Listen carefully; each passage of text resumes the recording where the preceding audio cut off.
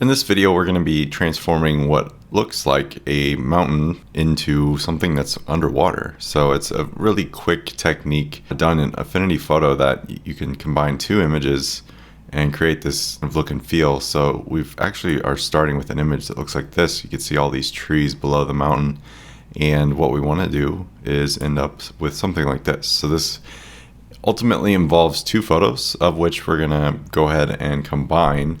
And then you'll notice this blurred effect on the outer edges that kind of creates more of a depth perspective for this photo. Makes it a little more believable, even though water up to this level looks not quite like it should be there, but in the same sense, why would it, you know?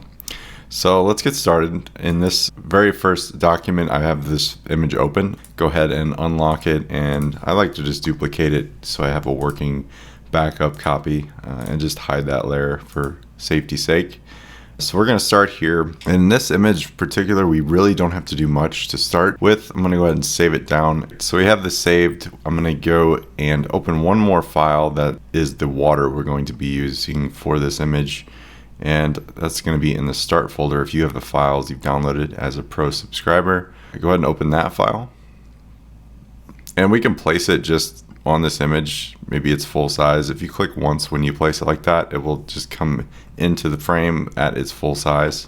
So you needn't worry about scaling it. But in this case, I'm going to just make it the width of the same photo that we already have and give it a quick save there. So I'll rename this one to water and the layers. And maybe this one is mountains.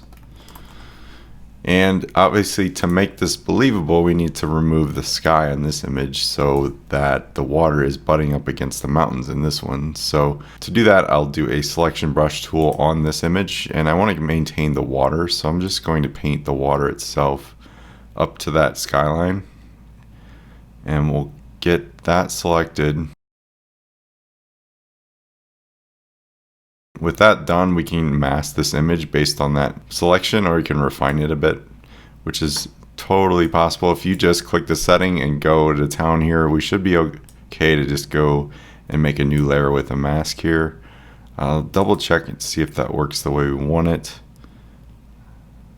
And it does. Great. So we have the water in this instance. We've created a new mask where that sky was before. If you shift click on this masking layer, you can bring it back. So it's not a non-destructive edit, which is great. And then we can maintain this image. I'll go ahead and save it again just to have that ready to go. And we'll bring back our mountain range, which already is kind of taking shape for us. We've got this really into perspective here. And one way to make this a little bit more believable is to adjust the overall tones in the photo to kind of match each other. The water itself, to me, looks a little dark, and we might need to enhance the saturation of it, maybe increase it to be more of a blue like the sky up here. We can kind of toy with that as we go. Another thing that I want to add, as we saw on the first one, is more of a depth feel. So we've got this layer adjustment that is doing a overall blur effect on it, and we can create a mask out of that in the sense that we'll bring that back and forth. So let's go ahead and get on to editing this photo a bit. Overall, I want to increase the actual colors in the image. I want it to be a little more vibrant, so I'm going to do an HSL filter, and that'll be on the very top of the entire image. So right now it's set to a base level. We'll probably just increase the saturation a bit. Maybe increase the hue. Be a little bit more green, a little aqua-ish, I guess is the best way to describe it. And you can toy with the luminosity if you want as well. So I think that works for us. So we can tweak this water image to be a bit lower if we want to. The key thing I want to get into play is to not have these trees visible, because that would make it very unbelievable. But we do have this mountainside that's green over here that kind of makes it look like it shouldn't be there. But I think it looks okay. Let's continue our editing. I think I'll adjust the curves a bit on this image as well. So this is going to adjust both of the images we have here. I like to always just throw a little bit of an S-curve in the mix, just to kind of enhance the lows and the highs. Great. Okay, so one last effect I want to try is on our mountain image. Let's go ahead and go to layer, new live filter layer. And I'm just going to do a, let's see, depth of field. So we get this circle with these handles on it, which we can adjust in this panel here. You can preserve alpha if you want to. I'm going to leave it off for now. But you'll see around that outer edges, it'll start to blur, but in the center, it'll get a lot more focused. So we're kind of increasing that vibrance and clarity in the center and making the outer edges a lot more blurred. So I'll go ahead and apply that. And that's only affecting the mountain layer. So to really make this maybe a tad more believable, we can do the water layer as well. So I'm going to repeat that step, but do just a bit less of the blur. So we've got the radius. We'll just adjust that accordingly. You'll see it kind of take shape on the outer edges there. Just right here, it starts to get a little fuzzy.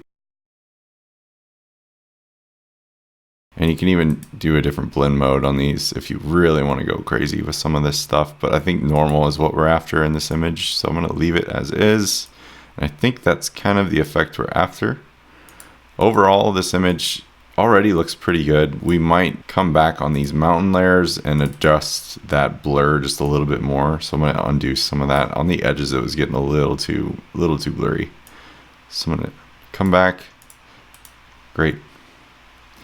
So what's nice about these live filter layers is you can grab a brush and brush out some of the filter if you don't want it there. So for instance, if I want this green patch to be visible, I can just get a brush with the dark tone here and brush away that blur. Or if you switch it to white, you can brush it back in.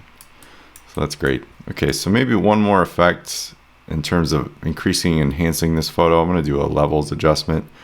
So let's find that very top there. Again, this is applying to the whole image. Just a little bit of black and white. Just enhance it just a tad. Awesome.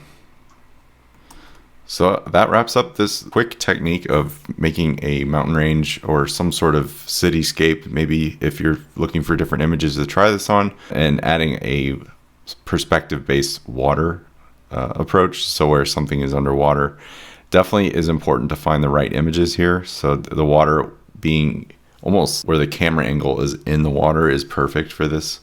You'll notice in this image as well, this one's a little darker than we did in this specific version, but the perspective is all or nothing in this case. So definitely toy with the blurred effect on the edges. It kind of gives your depth of vision, depth of field, which is the one we actually use. The live filter layer, depth of field filter makes all the difference in this kind of work.